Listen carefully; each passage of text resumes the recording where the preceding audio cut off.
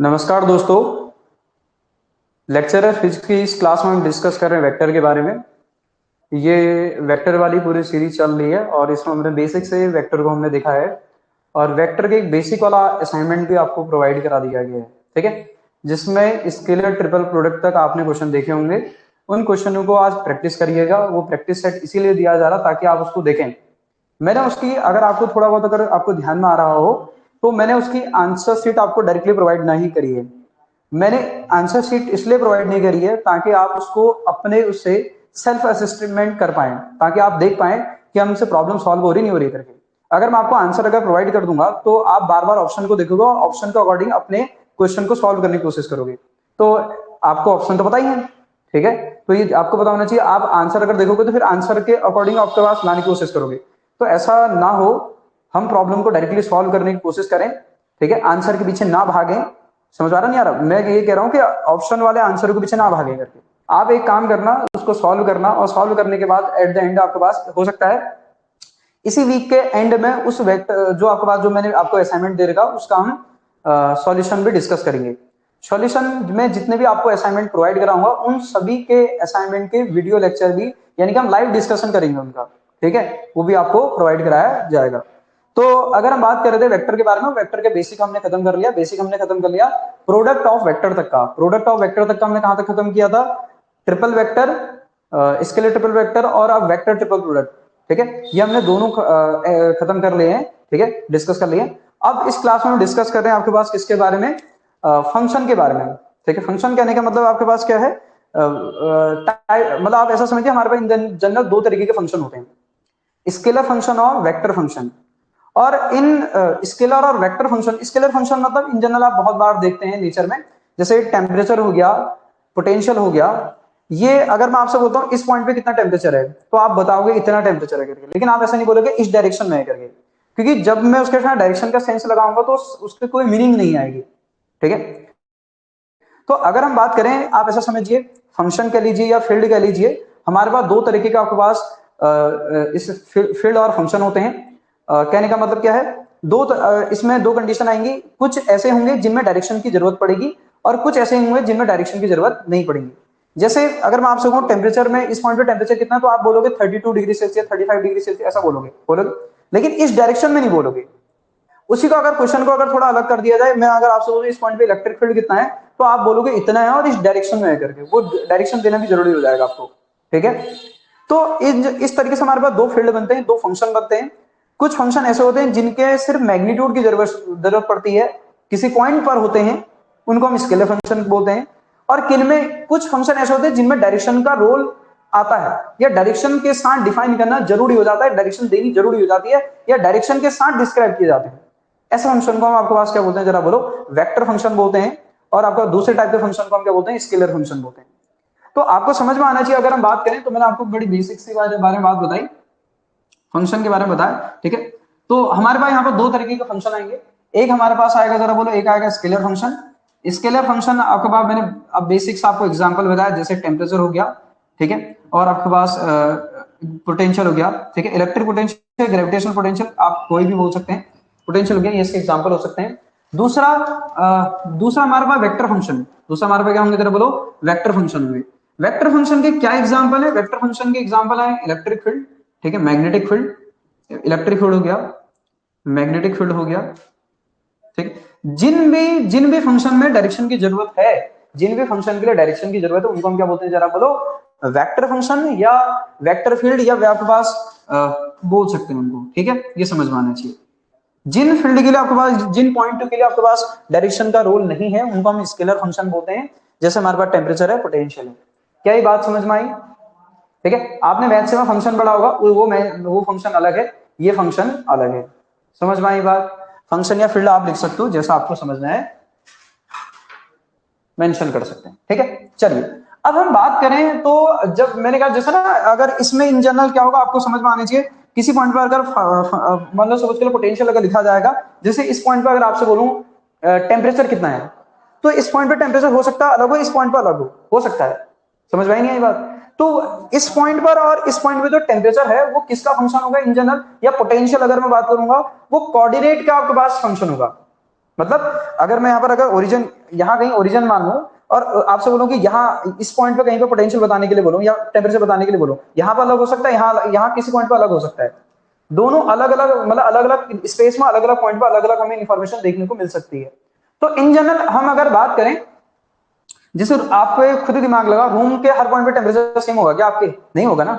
बस समझ आ रहा नहीं आ रहा? अलग अलग पॉइंट पे कैसा होगा? अलग अलग। इसका मतलब क्या हुआ, जो टेम्परेचर है वो किसका फंक्शन होगा? इसका मतलब एक्स वाई जेड का, कोऑर्डिनेट का फंक्शन होगा। तो इसी तरीके से अगर हम बात करें इन जनरल, स्केलर फंक्शन को हम किससे रिप्रेजेंट करते हैं? फाई से रिप्रेजेंट करते हैं। वेक्टर फंक्शन को मैं इन जनरल आपको ए वेक्टर से रिप्रेजेंट करूंगा। किससे रिप्रेजेंट करूंगा? ए वेक्टर। बाकी आप किसी से रिप्रेजेंट करें, ऐसी कोई रिस्ट्रिक्शन नहीं है, ठीक है। तो अगर हम बात करें फाई, तो फाई आपको समझ में आना चाहिए ये किसका फंक्शन होगा? फाई आपके पास एक्स वाई जेड का फंक्शन हमें होता हुआ दिखेगा। किसका फंक्शन दिखेगा जरा बोलो? एक्स वाई जेड का, कोऑर्डिनेट का फंक्शन दिखेगा। इसमें ये जो वेक्टर फंक्शन है, ये इसमें कोऑर्डिनेट तो आएंगे आएंगे, साथ ही डायरेक्शन का भी रोल आएगा। इसमें अगर हम बात करें, जो वेक्टर आपको फंक्शन लिखा जाएगा, कैसे लिखा जाएगा? ए x i cap, A Y j cap, A Z k cap, ठीक है। इसमें ये जो ए एक्स ए वाई ए जेड है, ये एक्स वाई जेड के फंक्शन हो सकते हैं, और आपको पता है साथ ही डायरेक्शन का रोल तो है ही। ये समझ में आई बात? बोलिए। हमारे पास दो तरीके के फंक्शन थे, स्केलर और वेक्टर, और उनकी ये कहानी हमने देख ली है। चलिए अब बात करते हैं आगे। अब इसमें जैसे हमारे पास सपोज के लिए कोई स्केलर फंक्शन है, और उस स्केलर फंक्शन की यहां पर आपको समझ में आता है वैल्यू अलग होगी, यहां पर अलग होगी। अब ये जो वैल्यू में जो चेंज आ रहा ना, चेंज कैलकुलेट करने के लिए हमको क्या चाहिए होता है? ऑपरेटर चाहिए होते हैं, ठीक है। तो यहां पर हमारे पास जो सबसे पहला हमारे पास जो ऑपरेटर आता है उसको बोलते हैं ग्रेडियंट बोलते हैं। ग्रेडियंट इन जनरल करता क्या है? वो किसी भी स्केलर क्वांटिटी में कितना चेंज प्रोड्यूस हो रहा है इसको कैलकुलेट करके देता है। समझ में आ रहा है मैं क्या कह रहा हूं करके?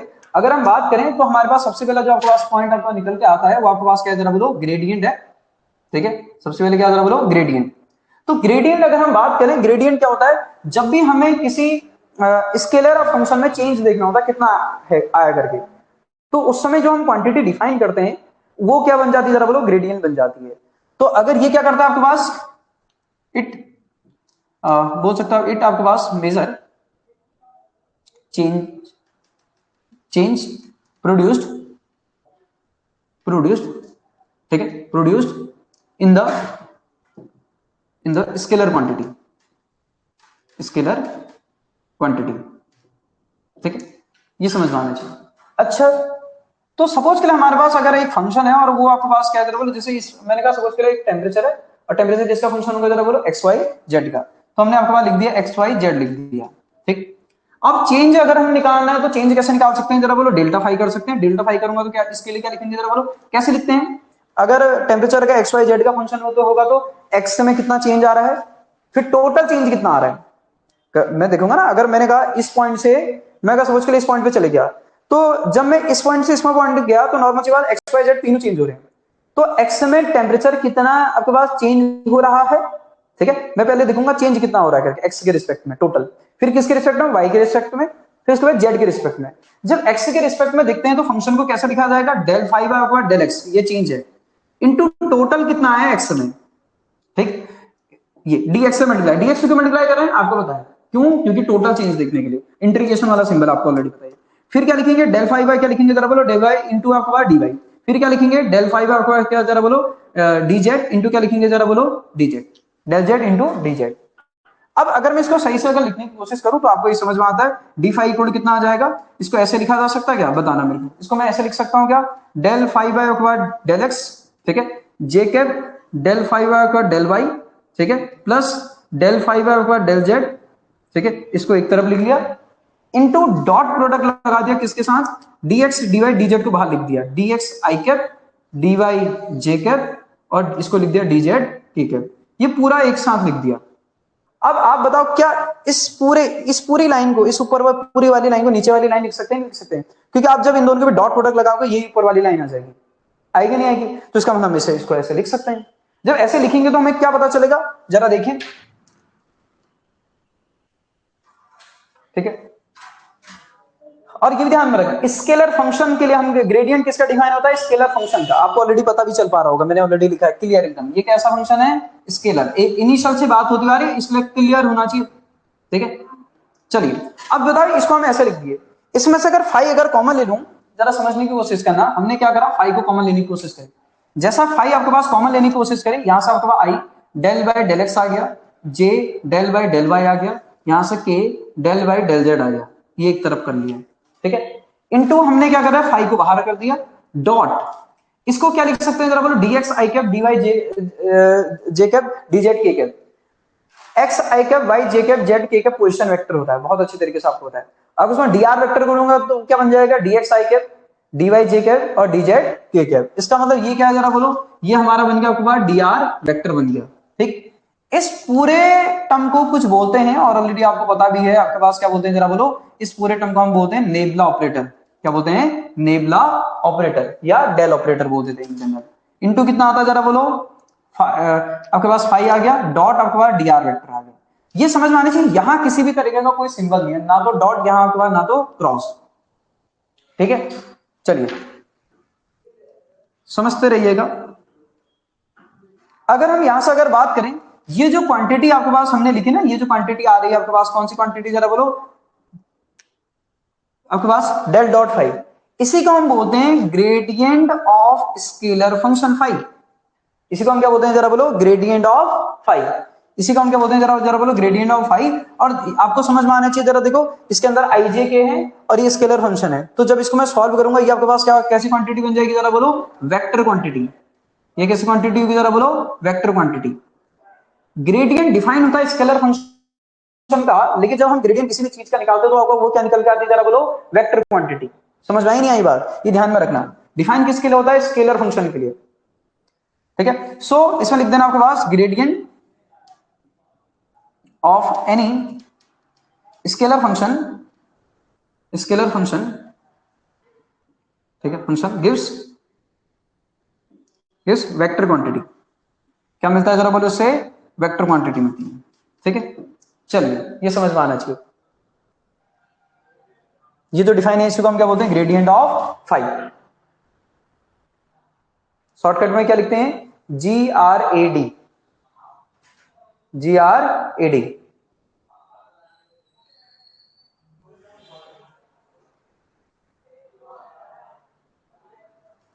चलिए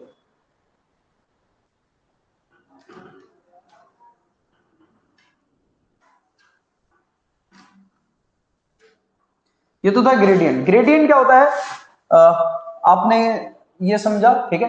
ये क्या है ऑलरेडी आपको बताइए, I del by del X, J del by del Y, ठीक है, k del by del Z. ये क्या है, नेबुला ऑपरेटर बोलते हैं इसको, क्या बोलते हैं, नेबुला ऑपरेटर। इसको हम बोलते हैं नेबुला ऑपरेटर, ठीक है। ये एक ऑपरेटर है, ये समझ में आता है। चलिए अब हम बात करते हैं इसके ज्योमेट्रिकल मीनिंग पर, किसकी, ग्रेडियंट आपके पास एक्चुअल में ज्योमेट्रिकली क्या रिप्रेजेंट करता है करके। हटा दे इसको। चलिए इसमें लिखना ज्योमेट्रिकल इंटरप्रिटेशन, इसमें लिखना geometrical geometrical interpretation of gradient. Geometrically क्या रिप्रेजेंट करने की कोशिश कर रहा है, समझते हैं जरा। तो सपोज के लिए हमारे पास क्या है जरा देखो, सपोज के लिए हमारे पास एक सरफेस ये है, एक सरफेस, और इस सरफेस का सपोज के लिए आपके पास क्या है जरा बोलो, इस सरफेस का जो पोटेंशियल है सपोज के लिए कितना जरा बोलो, फाई है। सपोज के लिए हमारे पास एक सरफेस है और इस सरफेस का जो पोटेंशियल है सपोज के लिए कितना जरा बोलो, फाई, या टेम्परेचर बोल सकते हो जैसी आपकी इच्छा है। और एक दूसरी सरफेस है जिसका आपका पोटेंशियल कुछ और होगा, आपको समझ में आता है, कितना हो जाएगा, 5 प्लस हमने कितना बोल दिया जरा बोलो, d5, इसका ये पोटेंशियल है, ठीक। तो अब हमने क्या करा, इसके सरफेस पे एक पॉइंट फिक्स करा ऐसे करके, ठीक है। और हमने जो क्वांटिटी डिफाइन करी थी उसको समझने की कोशिश करी। हमने अभी एक क्वांटिटी बनाई थी, क्या बनाई थी जरा बोलो, d5। और d5 हमारे पास क्या आया था, d5 आया था ग्रेडियंट ऑफ फाई डॉट क्या आया था जरा बोलो, dr वेक्टर। तो अगर ये दोनों देखो, ये दोनों वेक्टर हैं, ये भी वेक्टर है, ये भी वेक्टर है। तो अगर इनको मैं यहां रिप्रेजेंट करने की कोशिश करूंगा, मैंने क्या करा, दो सरफेस कंसीडर की, एक सरफेस ये है, एक सरफेस ये है। इस सरफेस का सपोज के लिए पोटेंशियल कितना मान लिया जरा बोलो, 5, दूसरे का पोटेंशियल कितना होगा जरा बोलो, 5 प्लस d5।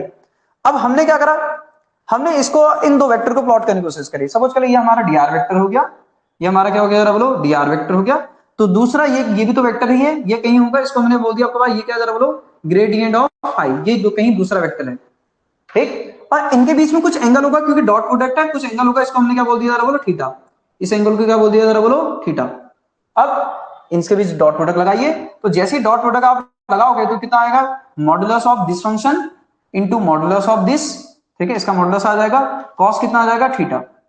तो डी फाइव इक्वल टू हमने लिखा ग्रेडियंट ऑफ फाइव, इसका मॉडुलस इंटू डी आर कितना आ गया, कॉस थीटा आ गया। यहां से हमने लिखा d five divided by d r equal to कितना आ गया, gradient of five modulus into कितना आ गया, कॉस थीटा आ गया, आ गया। अब अगर आप समझ पा रहे हैं, डी बाई डी आर और फाइव, ये भी तो आपका ग्रेडियंट ही है, ये भी तो चेंज ही देखना ना, ये भी तो आपका क्या रेट ऑफ चेंज ही तो है नहीं है। ये किसके इक्वल आ रहा, modulus of gradient of five into cos theta. अगर आपसे बोला जाए थीटा की वैल्यू अगर इंक्रीज होगी, तो ये पूरी की जो पूरी क्वांटिटी है, अगर थीटा की वैल्यू अगर इंक्रीज करूं, देखो थीटा पे डिपेंड कर रही है, ये जो पूरा ये जो आपका रेट ऑफ चेंज आ रहा है, ग्रेडियंट जो आ रहा है, ये किस पे डिपेंड कर रहा है जरा बोलो, थीटा पे। थीटा की वैल्यू अगर इंक्रीज करूंगा तो कॉस थीटा क्या होगा जरा बोलो, डिक्रीज होगा। तो थीटा की जब वैल्यू मिनिमम होगी ना, मिनिमम मिनिमम, उस समय आपके पास क्या होगा जरा बोलो, उस समय आपके पास कॉस थीटा क्या होगा, मैक्सिमम होगा। और उस समय D five by d are भी, जो D five by D I हम डिफाइन कर रहे हैं, ये भी कैसा होगा जरा बोलो, मैक्सिमम। तो अगर मैं क्या करूं ना, अगर दो सरफेस लूं और दो सरफेस के बीच में अगर एक पॉइंट अगर आपके पास फिक्स कर दूं, और फिक्स करने के बाद क्या करूं मैं, चेंज सर्च करने की कोशिश करूं, इस सरफेस पर चेंज देखूं, एक सरफेस से दूसरे सरफेस की तरफ अगर मैं क्या करूं जरा बोलो, चेंज कैलकुलेट करने की कोशिश करूं, तो चेंज ग्रेडियंट ऑफ फाइव, जो चेंज मुझे सबसे ज्यादा तो देखने को मिलेगा ना, एक सरफेस में हमने एक पॉइंट फिक्स करा, फिर उसके बाद यहां से हम ये ग्रेडियंट ऑफ फाइव आपके पास देखने की कोशिश करें, चेंज सर्च करने की कोशिश करें, जो मैक्सिमम चेंज आ रहा होगा ना, वो कब आ रहा होगा, जब थीटा की वैल्यू क्या होगी जरा बोलो, जीरो। ये समझ आ रहा नहीं आ रहा, क्योंकि ग्रेडियंट ऑफ फाइव आपको समझ में आना चाहिए, आपके पास क्या है जरा बोलो, वेक्टर है, और आपके पास ये इस पे जो मैक्सिमम चेंज आएगा जब थीटा की वैल्यू क्या होगी जरा बोलो, जीरो होगी। क्योंकि जब थीटा जब आपके पास जीरो होगा, उस समय कॉस की वैल्यू क्या होगी जरा बोलो, वन होगी, और उस समय D five by d are भी क्या होगा जरा बोलो, मैक्सिमम होगा। सो अगर मैं इफ आप अगर बोल दूं थीटा इक्वल अगर मैं जीरो करूं, तो कॉस थीटा आपके पास कितना जाएगा जरा बोलो, कॉस जीरो होगा आपके पास वन हो जाएगा। इस समय अगर आप देखें डी आर बाई आपके पास जो डी फाइव होगा, ठीक है, डी फाइव बाई आपके पास डी आर होगा, ये कैसा हो जाएगा जरा बोलो, मैक्सिमम। ये कैसा हो जाएगा, मैक्सिमम। ग्रेडियंट ऑफ आपके पास ये क्या आ जाएगा, फाइव, ऐसे करके, ठीक, ये कैसा हो जाएगा जरा बोलो, मैक्सिमम। तो अगर मैं दो सरफेस लूं, और उन दो सरफेस के बीच अगर आपके पास उसमें एक अगर पॉइंट अगर फिक्स कर दूं, और मैक्सिमम अगर हम देखें आपके पास चेंज सर्च करने की कोशिश करें, चेंज देखने की कोशिश करें, चेंज आपका मैक्सिमम कहां रहा है, तो मैक्सिमम जो आएगा आपके पास कैसा आएगा, इस सरफेस के परपेंडिकुलर, क्योंकि उस समय आपके पास अगर ये देख पा रहे हैं ना, ग्रेडियंट ऑफ फाइव जब क्या होगा जरा बोलो, इसके सरफेस के परपेंडिकुलर होगा, उस समय चेंज कैसा होगा जरा बोलो, मैक्सिमम होगा। बात समझ में आई, ये समझ में आनी चाहिए भाई, ठीक है। इसमें लिखना इफ, ठीक है, if we fix a point, fix a point, इसमें लिखना if you fix, if we fix a point on the surface and search changes, then maximum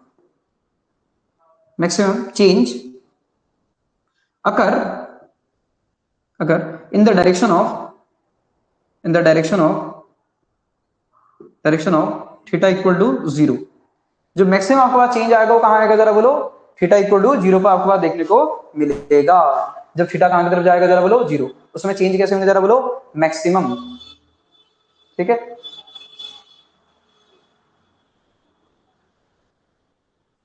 चलिए, ठीक है, तो इसका मतलब क्या, D five by d are क्या रिप्रेजेंट कर रहा है, क्या रिप्रेजेंट कर रहा है जरा बोलो, ग्रेडियंट ऑफ फाइव क्या रिप्रेजेंट कर रहा है, इसका मतलब क्या रिप्रेजेंट करने की कोशिश कर रहा है, मैक्सिमम रेट ऑफ चेंज।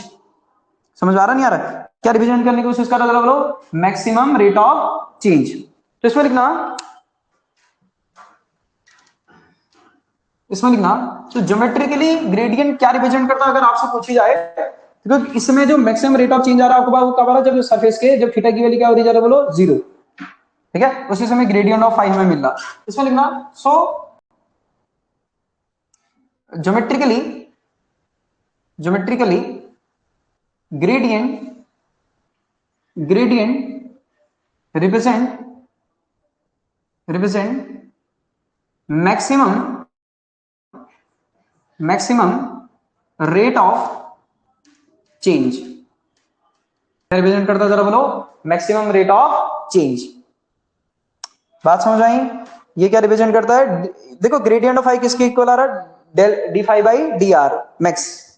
तो ये किस चीज को रिप्रेजेंट कर रहा है? Maximum rate of change. ये बात समझ में आई? बताओ तो ग्रेडियंट क्या रिप्रेजेंट करता है ज्योमेट्रिकली? किसी भी सरफेस पर मैक्सिमम रेट ऑफ चेंज कितना आता है करके। ये बात सुनिए, किस चीज को रिप्रेजेंट करता है? Maximum rate of change. और वो change maximum rate of change कब आता है जरा बोलो? सरफेस के परपेंडिकुलर आप बोल सकते हो, क्योंकि उस समय थीटा जीरो का तो ये परपेंडिकुलर हो जाएगा। उस समय ये क्या हो जाएगा जरा बोलो? Perpendicular.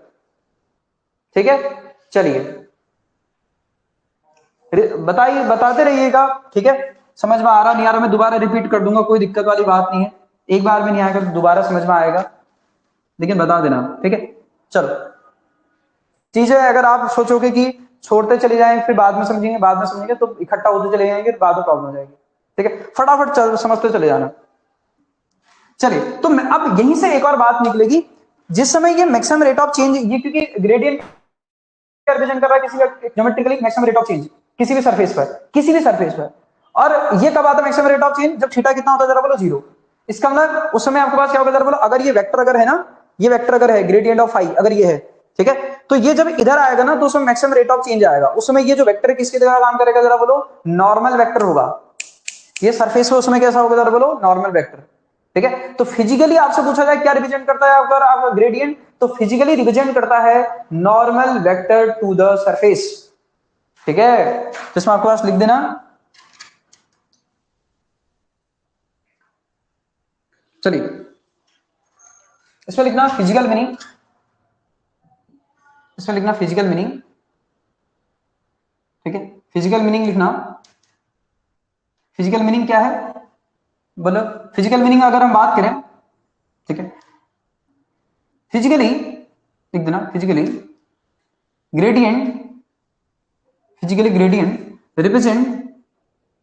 Represent normal vector to the surface. क्या रिप्रेजेंट करता है जरा बोलो? Normal vector to the surface. ये समझ में आना चाहिए। सो अगर हम बात करें नॉर्मल वेक्टर क्या आएगा फिर? नॉर्मल वेक्टर अगर हम बात करें, नॉर्मल वेक्टर अगर हम बात करें क्या आ जाएगा जरा बोलो? Gradient of phi. ये है आपके पास normal vector, gradient of phi. Unit और नॉर्मल वेक्टर पूछ सकता है आपसे, यूनिट नॉर्मल वेक्टर क्या हो जाएगा? अगर हम बात करें यूनिट नॉर्मल वेक्टर पूछ ले, तब आप क्या करोगे? ये जो ग्रेडियंट ऑफ फाई आपने कैलकुलेट कर रखा है, इससे किससे डिवाइड कर दोगे जरा बोलो? Gradient of modulus of phi से। मैंने कहा ना फिजिकली जब आप उसको देखोगे तो वेक्टर आ जाएगा। जब आप maximum rate of change search करोगे तो वो कैसा आएगा? जब वेक्टर कैसा आएगा? सरफेस के परपेंडिकुलर। और वो उस समय क्या बन जाएगा? नॉर्मल वेक्टर बन जाएगा। यानी कि जो ग्रेडियंट ऑफ फाई है वही नॉर्मल वेक्टर है। जब भी आप ग्रेडियंट डिफाइन करते हो नॉर्मल वेक्टर होता है, ध्यान में रखना। सरफेस पर क्या होता है? सरफेस पर नॉर्मल वेक्टर होता है। ठीक है,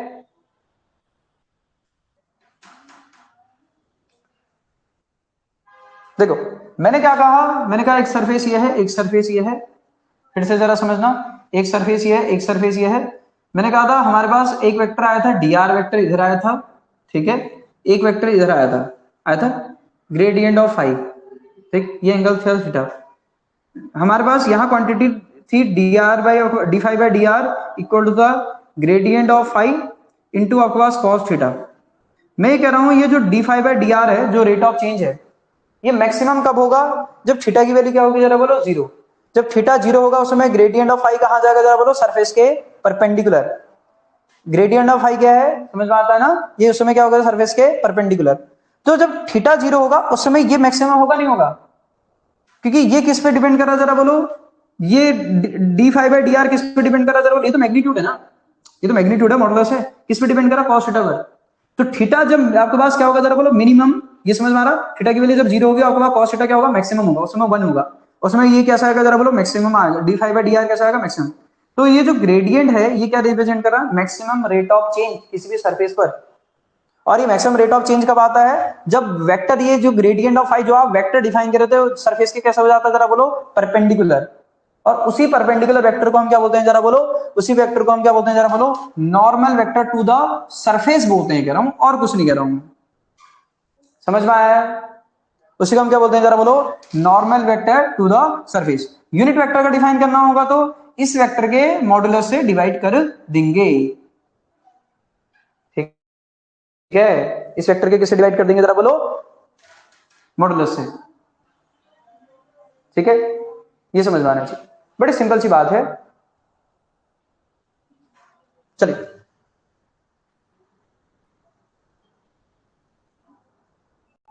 चलिए, अब इसकी एप्लीकेशन है, एप्लीकेशन क्या क्या है उनको भी समझ लेते हैं, फिर इन पर बेस्ड कोई प्रॉब्लम करेंगे। ठीक है, एक साथ सारी आपके पास प्रॉब्लम समझ लेते हैं। एप्लीकेशन, ठीक है, एप्लीकेशन किसकी एप्लीकेशन है, ग्रेडियंट की। हमने बताया ना तीन तरीके के आपके पास हमने वो पढ़ने होंगे, क्या आप ऐसा समझो मैथमेटिकल आपका फंक्शन पढ़ने होंगे। एक हमने पढ़े ग्रेडियंट पढ़ रहे हैं, फिर उसके बाद हम क्या पढ़ेंगे, डाइवर्जेंस पढ़ेंगे, फिर उसके बाद क्या पढ़ेंगे, कर्ल पढ़ेंगे। तो एक हमने पढ़ लिया है, एक को हम पढ़ रहे हैं अभी ग्रेडियंट, फिर उसके बाद हम पढ़ेंगे डाइवर्जेंस, फिर उसके बाद क्या पढ़ेंगे, कर्ल पढ़ेंगे। तो फिलहाल के लिए अगर हम बात करें तो हम डिस्कस कर रहे हैं क्या, किसके बारे में, ग्रेडियंट की एप्लीकेशन के बारे में। तो एप्लीकेशन को अगर हम देखें तो जरा सुनना, पहला आपके पास आता है डायरेक्शनल डेरिवेटिव। क्या निकालते हैं इससे हम, डायरेक्शनल डेरिवेटिव, डायरेक्शनल डेरिवेटिव। ठीक है, ठीक है, जैसे सपोज के लिए हमारे पास कोई सरफेस है, ठीक है, ये कोई सरफेस है इन जनरल, ठीक। और इस सरफेस का सपोज के लिए आपके पास क्या है, हमने सपोज के लिए ये कोई आपके पास वेक्टर है, हमने इस सरफेस का क्या क्या डिफाइन कर रखा, कोई वेक्टर, कहीं पर भी आप वेक्टर डिफाइन कर सकते हो, ये कोई वेक्टर है ऐसे करके, ए वेक्टर, ये क्या जरा बोलो, वेक्टर कहीं पर भी हो सकता है, ये कोई रैंडम वेक्टर है, एनी रैंडम वेक्टर है। और इस सरफेस का ग्रेडियंट कहां की तरफ आएगा जरा बोलो, इस सरफेस का नॉर्मल वेक्टर क्या होगा जरा बोलो, ग्रेडियंट ऑफ फाइव। इस सरफेस का नॉर्मल वेक्टर क्या होगा जरा बोलो, ग्रेडियंट ऑफ फाइव कहां होगा, वो इधर होगा, होगा नहीं होगा, नॉर्मल वेक्टर। समझ में आ रहा है मैं क्या कह रहा हूं करके। और इस सरफेस की इक्वेशन आपको गिवन होगी कि five as a function of x Y z कुछ होगा ये, ऐसे करके इस सरफेस की इक्वेशन आपको गिवन होगी, five as a function of x Y z. ये नॉर्मल वेक्टर है, ये कोई एनी वेक्टर, गिवन वेक्टर कुछ भी हो सकता है। ठीक है, जब आप क्या करते हो ना, इस वेक्टर का ये जो ग्रेडियंट दिख रहा है इसका, इसकी डायरेक्शन में जब कंपोनेंट देते हो, जब आपके पास ग्रेडियंट का ये जो ग्रेडियंट आपने ले रखा है इसका, इसके डायरेक्शन में कंपोनेंट देते हो, इसी को बोलते हैं डायरेक्शनल डेरिवेटिव बोलते हैं। क्या बोलते हैं इसको, directional derivative. Component of gradient along a given vector is called क्या, डायरेक्शनल डेरिवेटिव। समझ में आई बात? चलिए, तो मैंने क्या बोला, द कंपोनेंट ऑफ ग्रेडियंट, तो कंपोनेंट ऑफ ग्रेडियंट, ठीक है, along a given vector is defined as directional, क्या बोलते हैं इसको, डायरेक्शनल डेरिवेटिव, इसको बोलते हैं डायरेक्शनल डेरिवेटिव। कई बार कैलकुलेट करने के लिए भी बोलता है डायरेक्शनल डेरिवेटिव कैलकुलेट करो करके। ठीक है, प्रॉब्लम कैसे आती है उसको अभी देखेंगे। क्या बोलेगा, डायरेक्शनल डेरिवेटिव कैलकुलेट करने के लिए कई बार आपसे बोलेगा। तो कैसे करेंगे जरा बताओ, इसका इसके अलावा कंपोनेंट निकाल सकते हो, नहीं निकाल सकते हो। तो इसका इसके अलावा कंपोनेंट सपोज के लिए कुछ आ रहा है, उसको इन जनरल हमने बोल दिया आपको, सपोज के लिए कुछ आ रहा है, रो मान लो, कुछ भी मान सकते हो जैसे आपकी इच्छा, रो मानो, पी मानो, जैसे आपकी इच्छा। ठीक है, पी मानो तो पी मान लो, ठीक है, जो आपको लिखना मान लो। इसका इसके अलावा कंपोनेंट क्या आएगा जरा बोलो, ग्रेडियंट ऑफ, अगर हम बात करें फाइव, इसके अलावा कंपोनेंट लेना तो इसका इसके साथ डॉट प्रोडक्ट कर देंगे, कैसा, इसके यूनिट वेक्टर के साथ, इसके इस वेक्टर के साथ, इसके यूनिट वेक्टर के साथ क्या कर देंगे जरा बोलो, डॉट प्रोडक्ट। और जब इसको डिफाइन करोगे तो कितना आएगा, इसका इसके अलोंग कितना आएगा वैसे, gradient of five modulus of gradient of five cos theta, आएगा नहीं आएगा, अगर ये एंगल अगर थीटा है तो इसको हमने क्या लिख दिया, इसका इसके अलाउंग कंपोनेंट ले लिया, तो इस वेक्टर का इसकी डायरेक्शन में क्या ले लिया जरा बोलो, स्केलर प्रोडक्ट ले लिया विद आपके पास एक है, इसी को क्या बोलते हैं जरा बोलो, डायरेक्शनल डेरिवेटिव। ये समझ में आना चाहिए। ठीक है,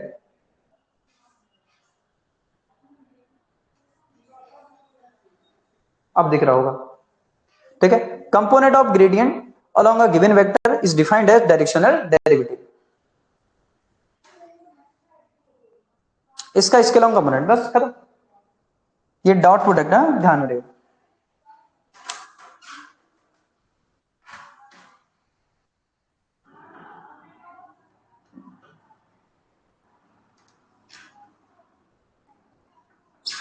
चलिए, इसमें दो चीजें और हैं, मैं उनके फॉर्मूले तो आपके पास डिराइव नहीं कर रहा हूं, लेकिन डायरेक्टली आपको बता दे रहा हूं, क्या पता कई बार यूज करने के लिए आपसे पूछ सकता है।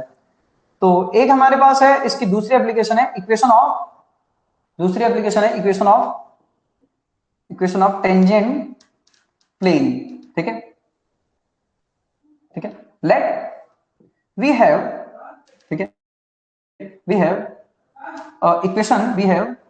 Equation of plane, let we have equation of plane, ठीक है, एज कैसे जरा बोलो, सपोज के लिए phi equal to phi x Y z, phi equal to phi x Y z, ठीक है। And point at which tangent plane is required, ठीक है। कहां पर चाहिए वो पॉइंट, हमने आपके पास पॉइंट क्या मान लिया जरा बोलो, x1 y1 z1, ठीक है। ये क्या है, x1 y1 z1। मैंने क्या बोला, लेट वी हैव आपके equation of plane as phi x Y Z and आपके पास end of point x1 y1 z1 which आपके पास एट विच लिख देना, at which tangent plane is required. तो कैसे निकालते हैं, मैं उसका मैथमेटिकल डेरिवेशन नहीं कर रहा हूं, उसके पीछे नहीं जा रहा हूं, किया जा सकता है बड़ी सिंपल तरीके से, लेकिन नहीं कर रहे हैं उसको, ठीक है, लंबा है वो। तो फिलहाल के लिए उसको स्किप कर रहे हैं, लेकिन डायरेक्टली आपको आना चाहिए, ठीक है, बता दे रहा हूं मैं। तो कैसे करते हैं, डेल फाई बाय आपके पास एक्स माइनस x1, ठीक है, क्या formula, x minus x1 del phi by del x at point p. ये कौन सा पॉइंट है, ये पॉइंट पी है जहां पर आपसे पूछा गया, ठीक है। प्लस फिर क्या करना है, y माइनस y1, ठीक है, डेल फाई बाय आपके पास क्या आ जाएगा, डेल आपके पास y एट पॉइंट पी। फिर नेक्स्ट क्या लिखना है, z minus z1 del phi by आपके पास क्या जरा बोलो, del z at point p equal to कितना आ जाएगा जरा बोलो, 0। यह इक्वेशन ऑफ टेंजेंट प्लेन, जब आपको 5 फंक्शन गिवन होगा, प्लेन की इक्वेशन गिवन होगी, पॉइंट गिवन होगा, उस कंडीशन में कैसे कैलकुलेट करेंगे, ठीक है। ये बात समझ में आई, बोलो, ध्यान में रहेगा। x minus x1 del phi by del x at p, y minus y1 del phi by del y of p, z minus z1 del phi by del p equal to 0। चले, इसमें एक और आता है, बड़ी सिंपल सी आपके पास बात है, इक्वेशन ऑफ टेंजेंट लाइन, जो कि इसकी तीसरी एप्लीकेशन है, इक्वेशन ऑफ टेंजेंट लाइन, ठीक है। ये इसकी तीसरी एप्लीकेशन है, लास्ट एप्लीकेशन भी है, ठीक है। तो इसकी इक्वेशन क्या होती है, इसको भी समझ लेते हैं।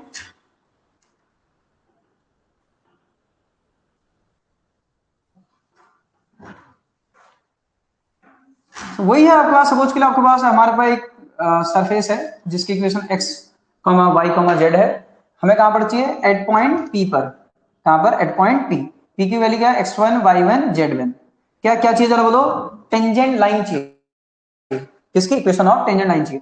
तो क्या formula, x minus x1 divided आपके पास क्या जरा बोलो, डेल फाइव बाय आपके पास del x at point p, फिर क्या जरा बोलो, इक्वल टू, ठीक है, यहाँ इक्वल है y, आपको पता भी वो पढ़ा होगा, x minus x1 divided x2 minus x1, कुछ होती है भी आपको वेक्टर वगैरह में आपने इक्वेशन देखी होगी। क्या होती है, y minus y1 divided by आपके पास क्या होता है जरा बोलो, डेल फाइव बाय आपके पास del y at point p। फिर क्या आता है, z minus z1 divided by आपके पास डेल फाइव बाय आपके पास डेल z ऑफ क्या आता है बोलो, p। ये आपके पास इक्वेशन आ गई, ये क्या आ गई जरा बोलो, इक्वेशन। ये किसकी इक्वेशन है, equation of tangent line, equation of tangent plane भी लिखा दिया और टेंजेंट प्लेन भी दिखा दिया और टेंजेंट लाइन भी लिखा दी, दोनों करा दिए, ठीक है। अब बात करते हैं आगे,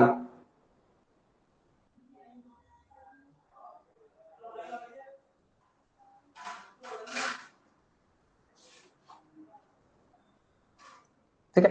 अब इस पर बेस्ड जो प्रॉब्लम है, प्रॉब्लम को डिस्कस करते हैं। फिर उसके बाद ग्रेडियंट वाला पोर्शन क्या हो जाएगा, खत्म। चलिए, तो प्रॉब्लम है पहला हमारे पास, ठीक है,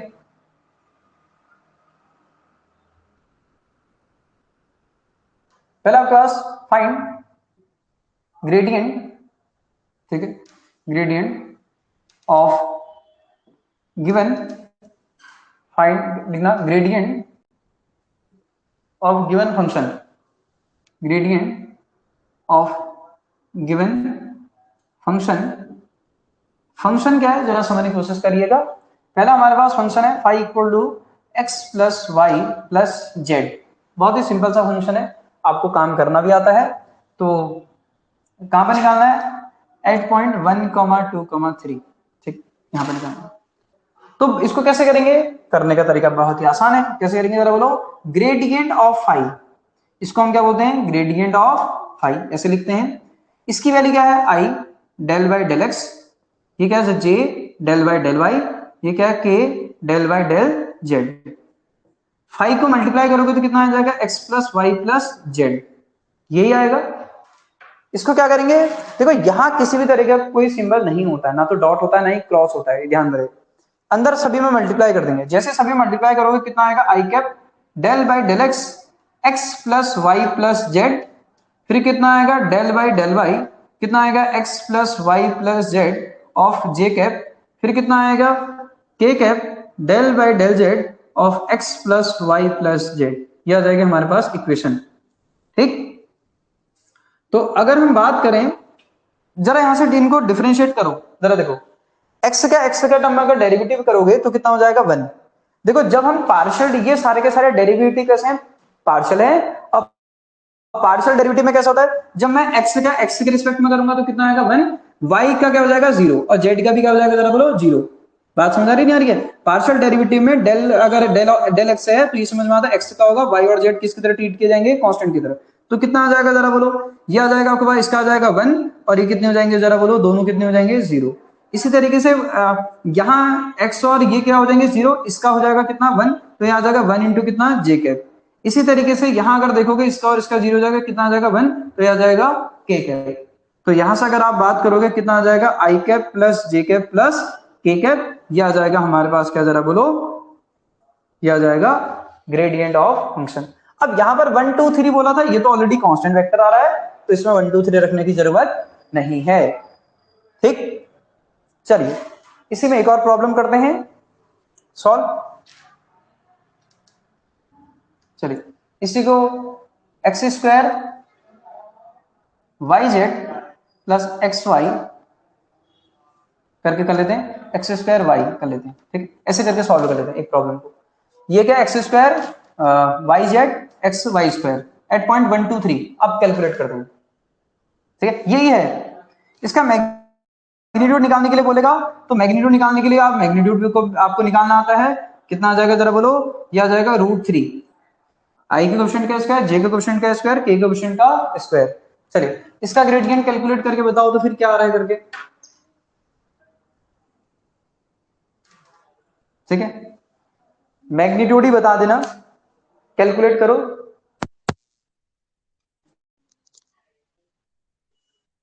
कैलकुलेट करिए, मैं आ रहा हूं देखो।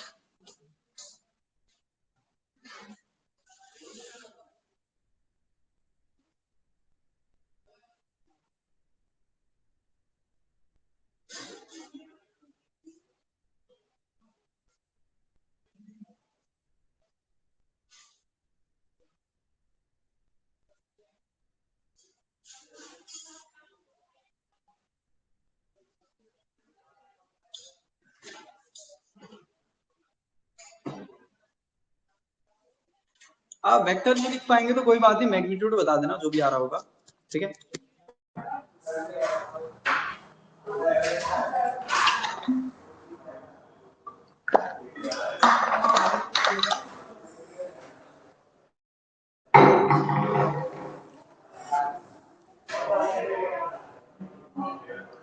√13 आ रहा, चलो भाई देखो, ग्रेडियंट ऑफ फाइव फटाफट करते हैं। ग्रेडियंट बोलो, ग्रेडियंट की वैल्यू क्या होती है पता है ना, I del by del X, J del Y K del Y del Z, ठीक है। और इसको क्या है, ये फंक्शन क्या है, x square y z plus x y square, यही है, बिल्कुल यही है। सब में मल्टीप्लाई, इसमें भी होगा, इसमें भी होगा, इसमें भी होगा, ठीक है। तो जब इसमें मल्टीप्लाई करोगे तो क्या आएगा जरा बोलो, आई कैप। एक बार मैं कर दे रहा हूं, लेकिन बाद में आपके पास ये समझ में आना चाहिए कैसे हो रहा है करके।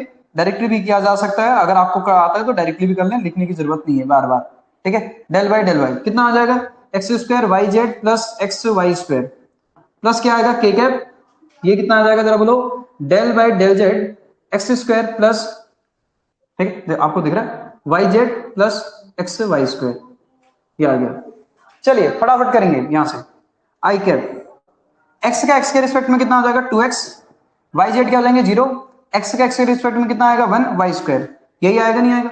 फिर क्या आएगा जरा बोलो, जे कैप ऐसे ही रहेगा, वाई का वाई ये तो 0 हो जाएगा पहला वाला टर्म, वाई जेड वाई के रिस्पेक्ट यहाँ कितना आ जाएगा, वाई के रिस्पेक्ट में कितना 1 जेड जेड का आ जाएगा ये।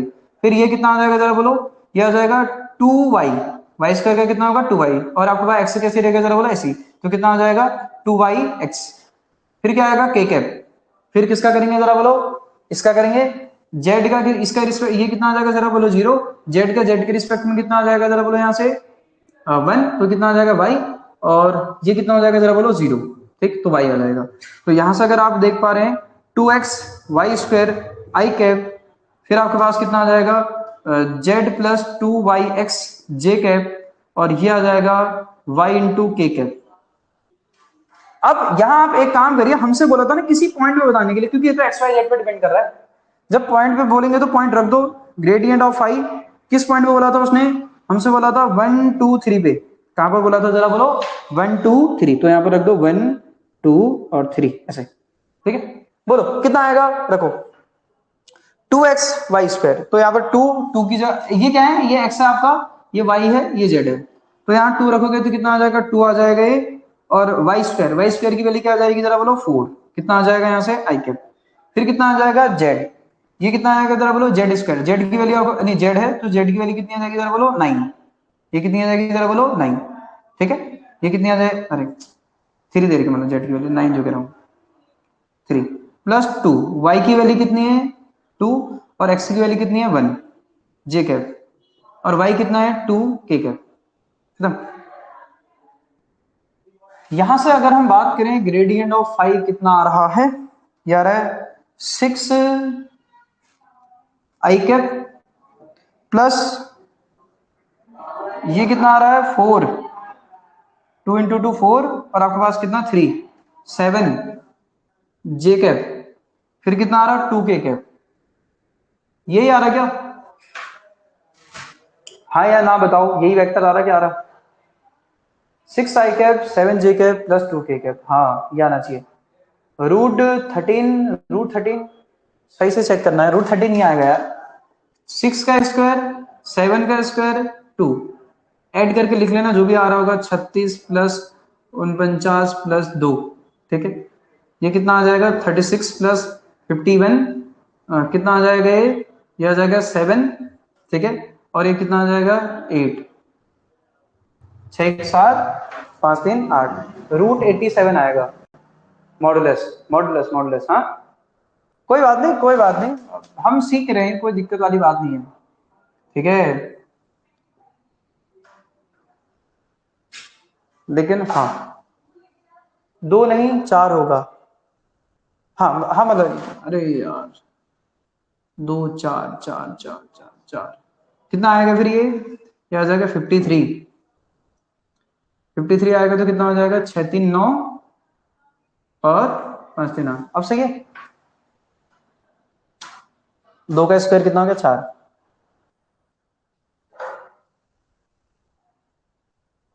सही है।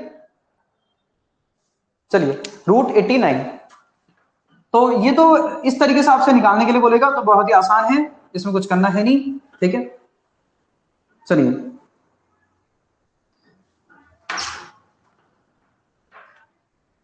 अब आपको क्या कर देगा ना, इस तरीके से आपके पास एक इक्वेशन दिखेगा, बोलेगा एफ इक्वल टू बोल देगा, इफ एफ इक्वल टू बोलेगा x square plus Y square plus Z square, ठीक है। फाइंड बोलेगा आपके पास क्या, unit normal vector to the surface at point बोल देगा पॉइंट 1,1,0,1 ऐसे बोल देगा। तब भी क्या करना है, इस कंडीशन में भी क्या करना है, सेम यूनिट नॉर्मल वेक्टर बोला। एक सरफेस दे रखी है, ये क्या दे रखी है जरा बोलो, सरफेस, और इस सरफेस पे क्या बताना जरा बोलो, यूनिट नॉर्मल वेक्टर।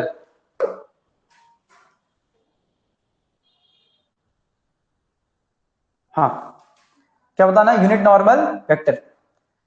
तो कैसे बताएंगे, फिर से वही करना है, बिल्कुल डिट्टो काम तो आ गया, फिर से वही क्या करेंगे, ये जो भी इक्वेशन है इसका ग्रेडियंट डिफाइन कर देंगे। क्या डिफाइन कर देंगे जरा बोलो, ग्रेडियंट डिफाइन कर देंगे। ग्रेडियंट डिफाइन करने का मतलब क्या हुआ, समझ में आता है। हाँ, जो अभी हम तक हम लिख रहे थे, ये हमारे पास फंक्शन है, इसको पूरा लिख देंगे। तो ग्रेडियंट ऑफ एफ, ये आपके पास क्या आ जाएगा जरा बोलो, I del by del X, J del by del Y, कितना आ जाएगा, K del by del Z. F की वैल्यू हमारे पास क्या है, x square plus Y square plus Z square. ठीक है, ये आ गया, आ गया, बस खत्म। यहां से अगर आप इसको वैल्यू अगर सब्स्टिट्यूट करोगे तो बताइए ये कितना आ जाएगा, 2x Y square Z square, इसके लिए क्या हो जाएंगे 0, तो कितना आएगा 2x आई कैप आएगा, फिर कितना आएगा 2y जे कैप आएगा, 2z क्या आएगा के कैप आएगा। क्यों, क्योंकि जब इसके रिस्पेक्ट में इसका करोगे तो x और z 0 हो जाएंगे, जब इसके रिस्पेक्ट में इसका करोगे z का 2z होगा, ये और ये क्या हो जाएंगे जरा बोलो 0। तो ये आ गया ग्रेडियंट ऑफ फाइव, नहीं मतलब f जो भी है आपको दे देगा फंक्शन। तो ग्रेडियंट ऑफ f अगर हम निकाल दें, इसी को हम क्या बोलते हैं जरा बोलो, नॉर्मल वेक्टर बोलते हैं। इसी को हम क्या बोलते हैं, नॉर्मल वेक्टर। इसी को हम क्या बोलते हैं, नॉर्मल वेक्टर। किससे रिप्रेजेंट करते हैं इन जनरल, एन वेक्टर से रिप्रेजेंट करते हैं, ऑलरेडी आपको पता भी है। कितना आ जाएगा, 2x आई कैप, 2y जे कैप, और ये 2z के cap.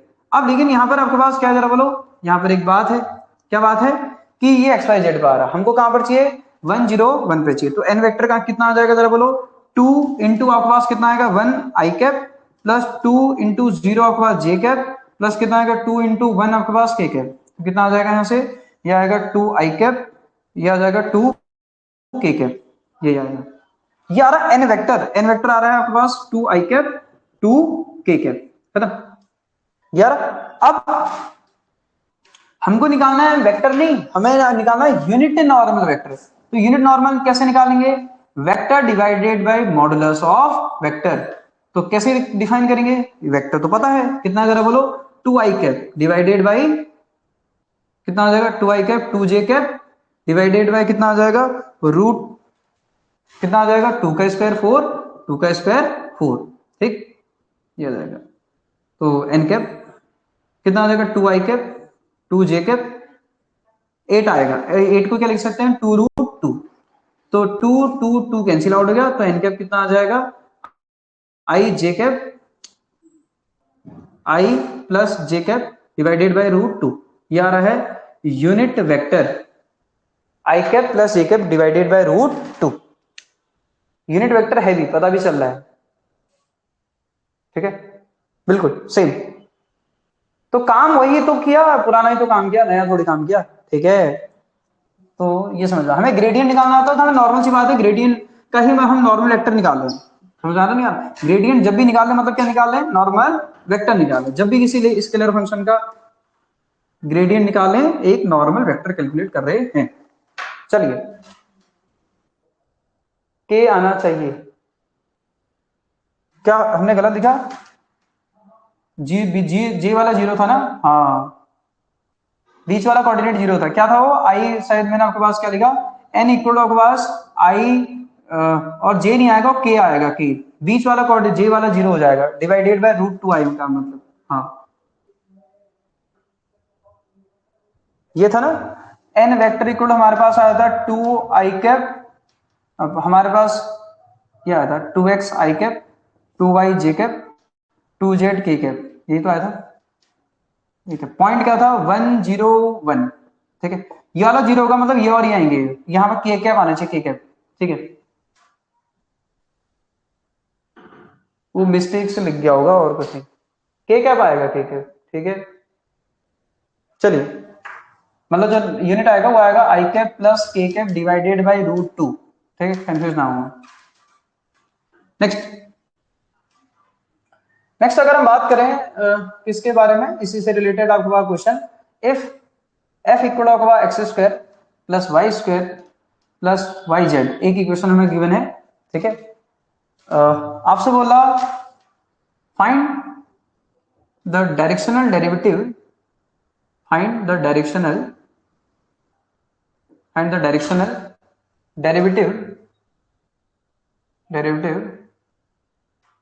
Derivative in the direction find the directional derivative in the direction of a vector I cap plus j cap plus k cap, I cap plus j cap plus k cap, ये एक vector दे रखा, ठीक है, इसकी direction है। If एक equation दे रखी है five x square plus Y square plus y z, आपको क्या निकालना, find the directional derivative in the direction of vector, इस वेक्टर की डायरेक्शन में निकालना है।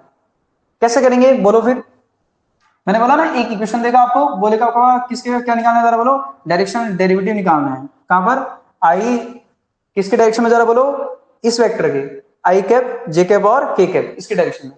कैसे कर सकते हैं, बड़ी आसानी तरीके से कर सकते हैं, और जिस पॉइंट पे आपसे बोलेगा वो पॉइंट भी आप रख सकते हो, जो पॉइंट आपसे बोलेगा वो पॉइंट भी आप रख सकते हो। लिख देना आपके पास फॉर गिवन पॉइंट आपको दे रखे हैं पॉइंट 1,1,1 इस पॉइंट पर। क्यों, क्योंकि आपको पता है ना प्लेन पर हर पॉइंट की इंफॉर्मेशन अलग अलग होगी, तो किस पॉइंट पे पूछ रहा है आपको, इस पॉइंट पे पूछ रहा है। तो करेंगे कैसे, बड़ा सिंपल से अभी मैंने बताया ना, सबसे पहले आपको निकालना क्या पड़ेगा, ग्रेडियंट ऑफ फाई तो निकालना पड़ेगा। कैसे होगा बोलो, डायरेक्शनल डेरिवेटिव क्या होगा, इसकी डायरेक्शन में, इसकी डायरेक्शन निकालेंगे तो उसको मैंने बोला था पी क्यों, क्या क्या डिफाइन करेंगे, ग्रेडियंट ऑफ एफ डॉट क्या करेंगे जरा बोलो, ए कैप, ये तो था फॉर्मूला। ये कैसे निकाला जाएगा, इसको निकालने के लिए बड़ी सिंपल सी बात है, वही I del by del X, J del by del Y, K del by del Z, और ये क्या है, ये है एक्स स्क्वायर वाई जेड। यहां से अगर आप समझ पा रहे हैं डेल एफ कितना आएगा, देखिए कितना आएगा, सॉल्व करो इसको, ये कितना आ जाएगा 2x, ये और ये दोनों क्या हो जाएंगे 0, तो कितना आ जाएगा 2x आई कैप, वाई का आपके पास कितना आ जाएगा 2y आ जाएगा, ये कितना आ जाएगा प्लस जेड आएगा, इंटू कितना आ जाएगा जे कैप आएगा, फिर कितना आ जाएगा जेड के रिस्पेक्ट में ये और ये 0 जाएंगे, जेड के रिस्पेक्ट में आपके पास ये कितना आ जाएगा 1, कितना आ जाएगा ये के कैप, मतलब ये वाई आएगा, वाई क्योंकि जेड के रिस्पेक्ट में कितना होगा 1, वाई आ जाएगा, ठीक है। तो ग्रेडियंट ऑफ अगर आप फाई देख पा रहे हैं तो ये आ रहा आपके पास कितना 2x आई cap 2y plus Z J cap, और ये आ रहा वाई के कैप, ये आ रहा है आपका ग्रेडियंट ऑफ एफ। कहां पर निकालना, 1 और 1 पे निकालना है, तो ग्रेडियंट ऑफ एफ कहां पर आ जाएगा 1 पे, कितना आ जाएगा जरा बोलो, इसकी वैल्यू रख दो, कितना आ जाएगा 2 आई कैप, 1 और 1 यहां रखोगे 3 जे कैप, और ये कितना आ जाएगा 1 के कैप, ये आ जाएगा, ठीक है। अब इसका और इसका क्या करना है जरा बोलो, स्केलर प्रोडक्ट करना है, तो कर देते हैं, ठीक है, इरेज कर देता हूं मैं ऊपर,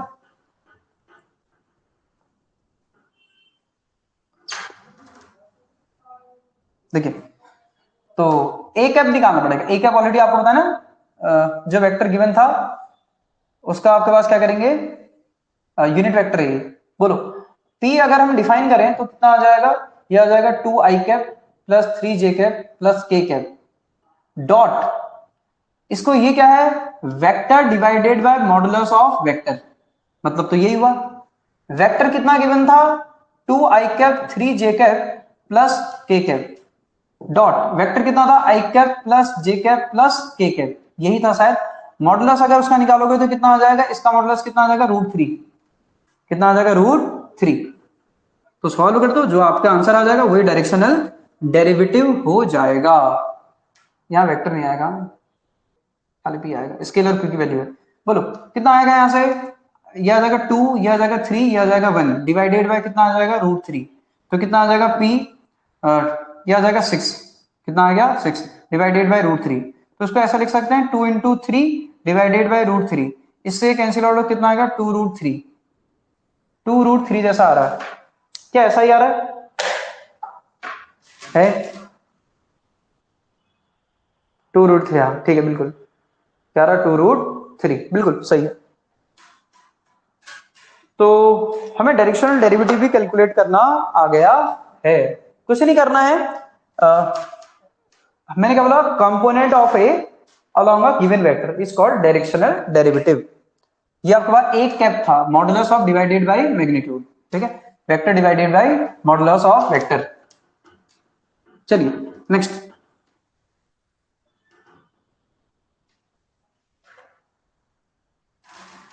नेक्स्ट हमारे पास प्रॉब्लम है,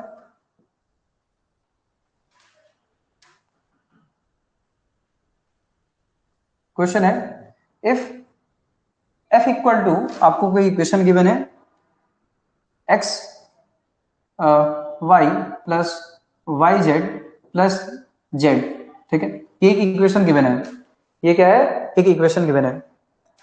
find the equation of and the equation of tangent and the equation of tangent plane at point 1 comma 1 comma 1, ठीक है, यहां पे निकालना है। तो क्या क्या था, अभी आपको मैंने बताया था, इक्वेशन क्या थी जरा बोलो, x1 y1 z1, ये है इक्वेशन, क्या थी, x माइनस x1 क्या था, डेल f डिवाइड, फाइव लिखा था तो फाइव, f लिखा तो f, जैसे आपकी इच्छा है, कितना आ जाएगा divide by x at point p, फिर क्या था y minus y1, equation of tangent plane क्या है जरा बोलो, इक्वेशन ऑफ टेंजेंट प्लेन क्या है, x minus x1 del f by del x at point p, y minus y1 del f divided by del y at point p, z minus z1 at point आपके पास del f divided by del z at point कहां पर, p पर, equal कितना आ जाएगा जरा बोलो, 0। ये इक्वेशन थी।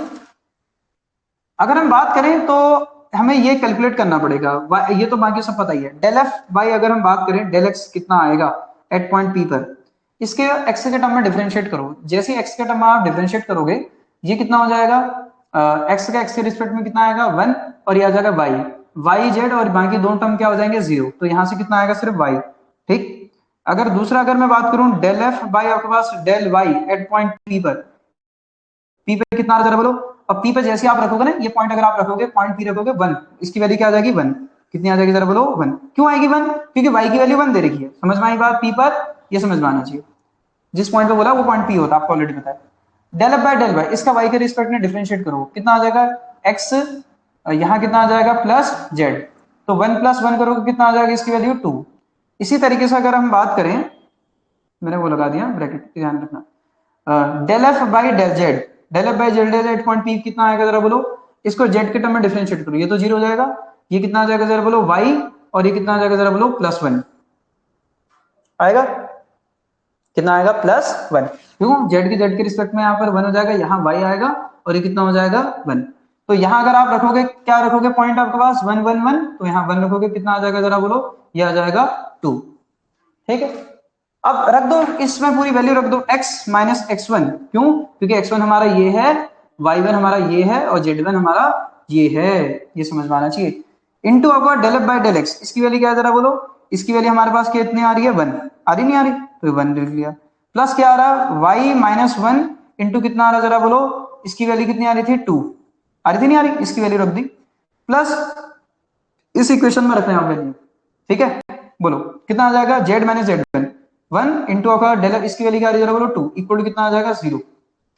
तो यहां से अगर आप सॉल्व करोगे ना, ये आ जाएगा x, कितना आ जाएगा x माइनस 1 प्लस वाई, देखो 2y माइनस का 2 प्लस 2z माइनस का 2 इक्वल कितना आ गया 0 आ गया x plus 2y plus 2z, equation क्या आ रही है, यहां पर लिख लूं x plus 2y plus 2z, ये कितना आ रहा है -1 -2 कितना आ जाएगा माइनस का 5 equal to 0, x plus 2y plus 2z equal to 5, ऐसी तो होती है प्लेन की इक्वेशन, होती नहीं होती है, x plus 2y plus 2z, x plus 2y plus 2z equal to 5, ये किसकी इक्वेशन आ रही है, प्लेन की इक्वेशन, ठीक है, ये 2y है, हो जाएगा, बोलो इक्वेशन ऑफ हमें टेंजेंट प्लेन भी निकालनी आ जाएगी, लाइन तो आ ही जाएगी, और बाकी उसमें एनसी है और कुछ है नहीं, ठीक है।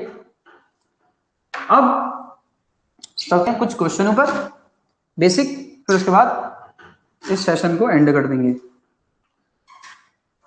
समझने की कोशिश करेगा, इसमें कैलकुलेट करना, calculate gradient of given function, calculate gradient of given function for the position vector की वैल्यू आपको दे रखी है x i cap, Y j cap और जेड के कैप। ठीक है, क्या क्या है? पहला हमारे पास प्रॉब्लम है, हमसे बोला ग्रेडियंट ऑफ, आपको कैलकुलेट करने के लिए बोला आर, या भी इसको ऐसा भी बोल सकता है, ग्रेडियंट ऑफ आर भी बोल सकता है। ठीक है, ग्रेडियंट ऑफ क्या बोल सकता है जरा बोलो? आर। ये पोजीशन वेक्टर है, ये आपका आर है। ठीक है, दोनों ये स्केलर वैल्यू ऑलरेडी आपको पता होनी चाहिए। समझ में आई बात? दूसरा हमसे प्रॉब्लम पूछ रहा है, हमसे फाइल फंक्शन लिख देता हूं इन जनरल फंक्शन। दूसरा आपसे पूछ रहा आर की पावर एन, पहले वहां 1 2 3 कुछ भी हो सकती है, आर की पावर एन इन जनरल दे दिया। तीसरा फंक्शन हमसे बोला आपके पास एल एन आर दे रखा है, और चौथा हमसे बोला फंक्शन दे रखा है आपके पास एल एन आर की पावर आपके पास एन। ठीक है, पांचवा हमसे आपके पास कैलकुलेट करने के लिए बोला है phi of a vector dot r vector, a vector dot r vector, इसकी वैल्यू कैलकुलेट करने के लिए बोला है वेयर आपके पास। ठीक है, फाई ये दे रखा है, इस सभी के ग्रेडियंट निकालने हैं। यहां पर ऐसे लिख लेना अगर समझ में प्रॉब्लम आ रही है तो, फाई की वैल्यू आर है करके। ठीक है, फाई की वैल्यू क्या है? आर है करके। ये क्या है? वेयर आपके पास लिख देना ए वेक्टर एक कैसा वेक्टर है? कांस्टेंट वेक्टर है। कैसा वेक्टर है? Constant vector. कांस्टेंट मतलब जिसके आई जे के जो कोएफिशिएंट होंगे वो कांस्टेंट होंगे। ठीक है, चलो करते हैं एक एक करके, देखते हैं क्या आ रहा है क्या नहीं आ रहा करके, तो हमें समझ में आ जाएगी बात। हटा दे इसको, एक पार्ट मैं करता हूं, मैं इसको करता हूं जनरल, ये तो कर ही लोगे। ठीक है, इसको करता हूं मैं, आपके पास ये हो जाएगा, इसको करूंगा ये हो जाएगा। ठीक है, तो हम जनरल कर लेते हैं। ये मैं ये वाला कर रहा हूं, आप ये वाला ट्राई करेंगे, मैं ये कर रहा हूं, आप ये वाला ट्राई करेंगे। ठीक है, और ये वाला आपके पास होमवर्क के लिए देंगे। ठीक है, नहीं होगा फिर नेक्स्ट क्लास में डिस्कस करेंगे। चलो, तो हमारे पास जो फंक्शन है ऑलरेडी मैंने आपको बता दिया। अब हम क्वेश्चन नंबर कौन सी डिस्कस करें जरा बोलो? दूसरा क्वेश्चन कौन सा? दूसरा। क्या था दूसरा प्रॉब्लम? दूसरी हमारी प्रॉब्लम थी फाई आर की पावर क्या था जरा बोलो? एन। ये हमारे पास फंक्शन था ग्रेडियंट ऑफ फाई अगर हम डिफाइन करें तो ग्रेडियंट ऑफ आर की power n, gradient of are की पावर एन। देखो इनको बेसा मैथ से भी किया जा सकता है, बेसा मैथ से नहीं करेंगे, सिंपल तरीके से करेंगे। कैसे करेंगे जरा समझना। इसकी value I del by del X J del by del Y K del by del Z of are की पावर एन। तो कितना आ जाएगा? I del by del X R की पावर एन, फिर कितना आ जाएगा जरा बोलो? J cap del by del Y of are की power N, K cap del by del Z of are की पावर एन। ये आ गया। ठीक है, अब क्यों? क्योंकि ये स्केलर वैल्यू तो सभी को मल्टीप्लाई कर दिया। अब क्या करेंगे जरा देखो, अब मैं आपको बताऊं तो हमको आर दे रखा था x i cap, Y j cap, Z k cap. ये ध्यान रखना, आर किसका फंक्शन है? एक्स वाई जेड का फंक्शन है। तो आप ऐसा नहीं इसका डिफरेंशिएशन जीरो कर दें, जीरो नहीं हो सकता। क्यों? क्योंकि आर के अंदर एक्स वाई जेड है। समझ में आई नहीं आई बात? हाँ, ये समझ में आना चाहिए। जब आप इसको सॉल्व करोगे तो आपको क्या दिखेगा बोलो? इसका मतलब कितना होगा? सबसे पहले पावर का होगा, फिर आर का होगा। तो कैसे करेंगे? इस वाली टर्म को, लाइन को दोबारा लिख रहे हैं, बोलो क्या करेंगे? सबसे पहले आई कैप ऐसे रहेगा, क्या होगा? एन आर की पावर एन माइनस वन, कितना आएगा? Del are by del x आएगा। फिर आएगा जी, फिर किसका करेंगे जरा बोलो? आर की पावर एन का, एन आर की power N minus one del are by del y. फिर किसका करेंगे जरा बोलो? आर की पावर एन का, एन आर की पावर एन माइनस वन, कितना आ जाएगा जरा बोलो? ये आ जाएगा के पैसे रहेगा del are by del Z.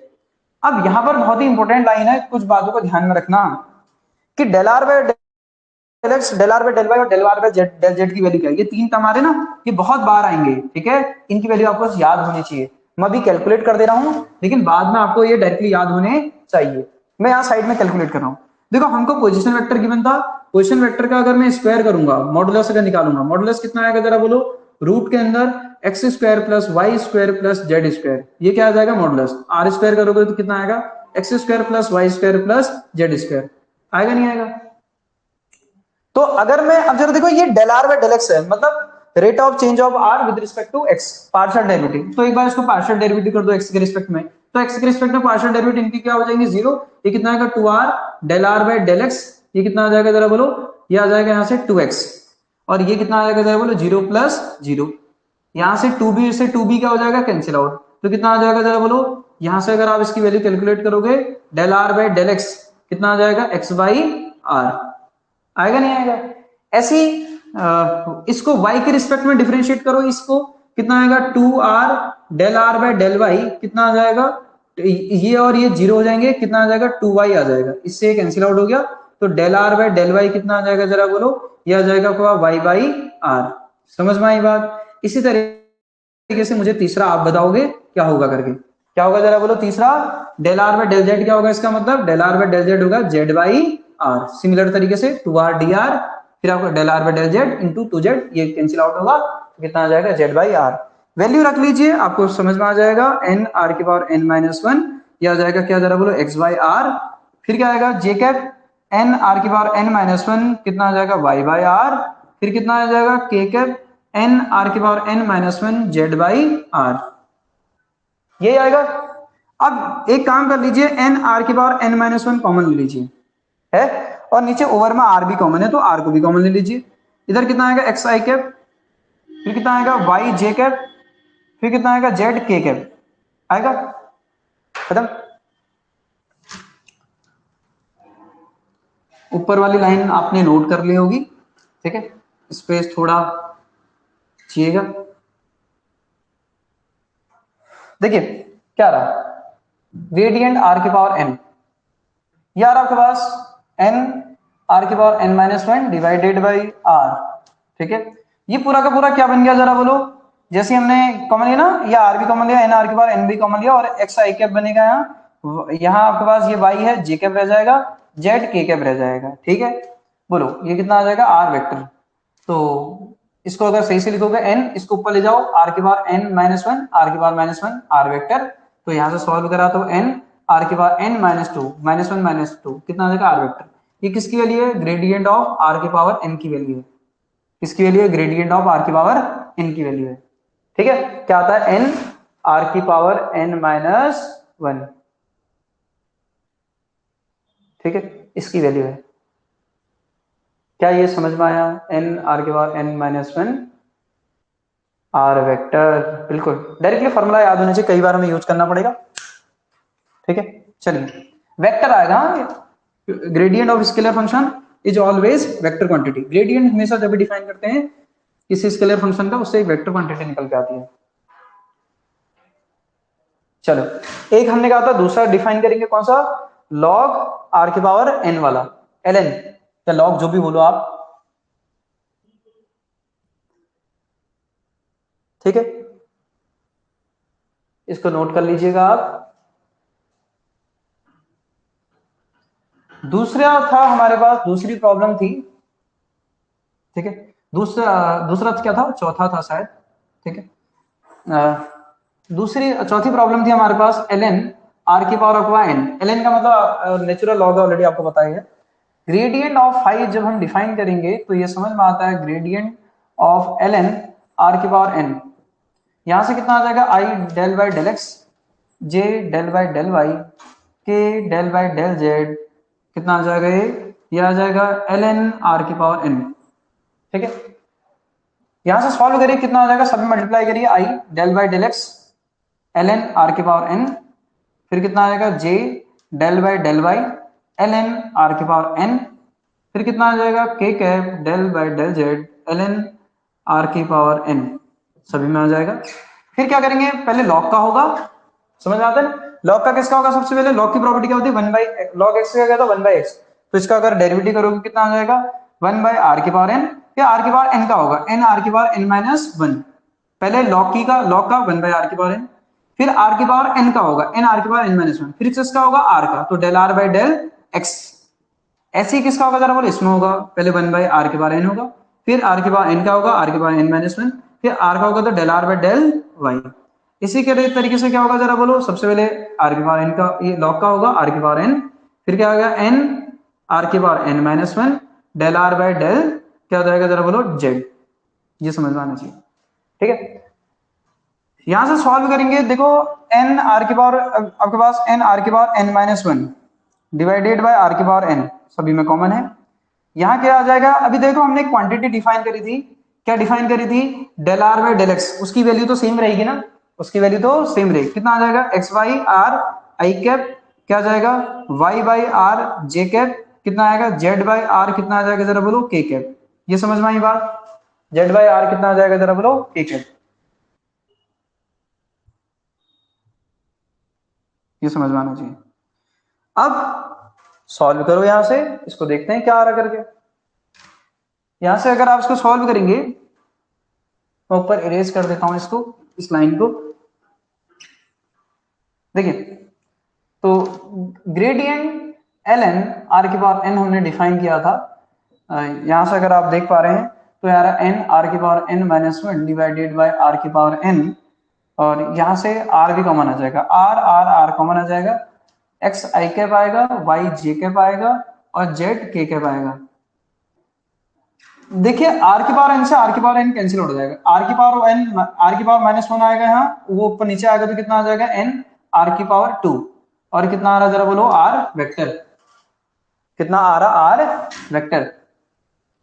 तो अगर आप इसको सॉल्व कर पाए तो कितना आ रहा है, हमको देखने को मिल रहा है एन आर की r vector divided by r square, ये आ रहा है gradient of L N R की पावर एन, ये आ रहा है, ठीक है।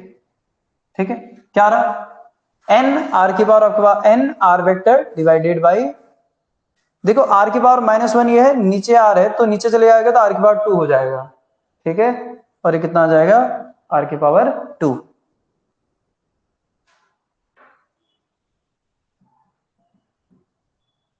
ठीक है, अब एक और लास्ट क्वेश्चन था, उसको आप ट्राई करेंगे या मैं उसको करा दूं। अभी जो बोला था लास्ट वाला ए डॉट आर वेक्टर वाला ग्रेडियंट निकालना था जिसका, बताइए उस क्वेश्चन को मैं कराऊं या आप ट्राई करेंगे, ट्राई करेंगे। चलो फिर ट्राई करना फिर, ठीक है, ट्राई करोगे तो अच्छी बात है, तो ट्राई करना, उसको देख लेंगे आपके पास, ठीक है। ओके, तो आज की क्लास यहीं पर आपके पास एंड करते हैं, ठीक है। और ओके, आज की क्लास यहीं पे एंड करते हैं, बाकी डिस्कस करेंगे कल। कल जहां तक है 14 नवंबर है, तो कल क्लास हो भी सकती, नहीं भी, थोड़ा हो सकता है बिजी शेड्यूल रहे, तो अगर ऐसा अगर रहेगा तो मैं जहां तक है इवनिंग की क्लास नहीं ले पाऊंगा, मैं अभी बता दे रहा हूँ, क्योंकि हो सकता है मुझे इन्फॉर्म करने का भी टाइम ना मिले, तो ऐसा रहेगा तो आपको बता दिया जाएगा, ठीक है। ग्रुप में एक बार मैं इन्फॉर्म कर दूंगा, कोशिश करूंगा इन्फॉर्म करने की, ठीक है। चलिए आज की क्लास यहाँ पे